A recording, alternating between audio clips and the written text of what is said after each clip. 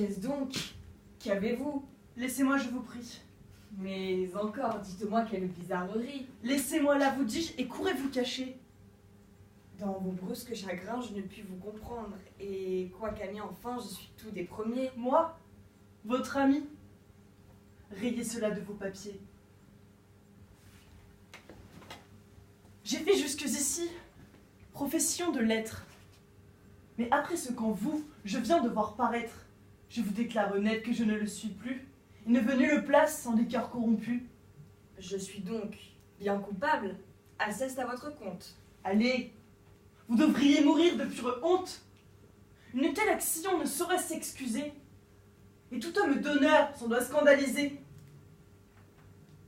Je vous vois accabler un homme de caresses et témoigner pour lui les dernières tendresses, de protestations, d'offres et de serments. Vous chargez la fureur de vos embrassements. Et quand je vous demande après quel est cet homme, à peine pouvez-vous dire comme il se nomme. Votre chaleur pour lui tombe en vous séparant, et vous me le traitez, à moi, d'indifférent.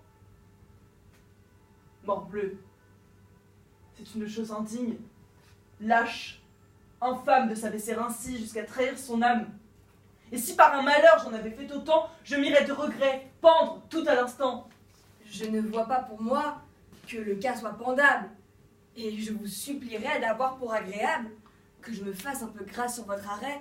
Et ne me pende pas pour cela, s'il vous plaît. Que la plaisanterie est de mauvaise grâce. Mais sérieusement, que voulez-vous qu'on fasse? Je veux qu'on soit sincère. Et qu'en homme d'honneur, on ne lâche aucun mot qui ne parte du cœur. Lorsqu'un homme vous vient embrasser avec joie, il faut bien le payer de la même monnoie, répondre comme on peut à ses empressements, et rendre offre pour offre et serment pour serment. Non.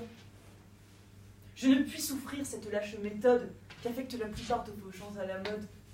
Et je ne hais rien tant que les contorsions de tous ces grands faiseurs de protestations. Ces affables d'honneur, d'embrassades frivoles, ces obligeants diseurs d'inutiles paroles, qui de civilité avec tous font combat et traitent du même air l'honnête homme et le fat. Quel avantage a-t-on qu'un homme vous caresse, vous jure amitié, foi, zèle, estime, tendresse, et vous fasse de vous un éloge éclatant, lorsqu'au premier faquin il court en faire autant? Non, non, il n'est point d'âme un peu bien située qui veuille d'une estime ainsi prostituée. Et la plus glorieuse a des régals peu chers, dès qu'on voit qu'on nous mêle avec tout l'univers. Sur quelques préférences, l'estime se fonde. Et c'est n'estimer rien qu'estimer tout le monde. Puisque vous y donnez, dans ces vices du temps, morbleu, vous n'êtes pas pour être de mes gens.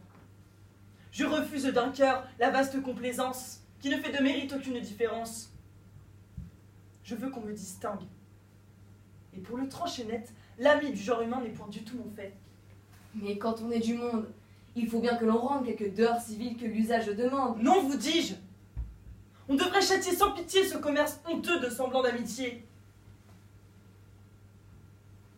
Je veux que l'on soit homme. Et quand toute rencontre le fond de notre cœur dans nos discours se montre, que ce soit lui qui parle, et que nos sentiments ne se masquent jamais sous de vains compliments. Il est bien des endroits où la pleine franchise deviendrait ridicule et serait peu permise. Et parfois, n'en déplaise à votre austère honneur, il est bon de cacher ce qu'on a dans le cœur. Serait-il à propos et de la bienséance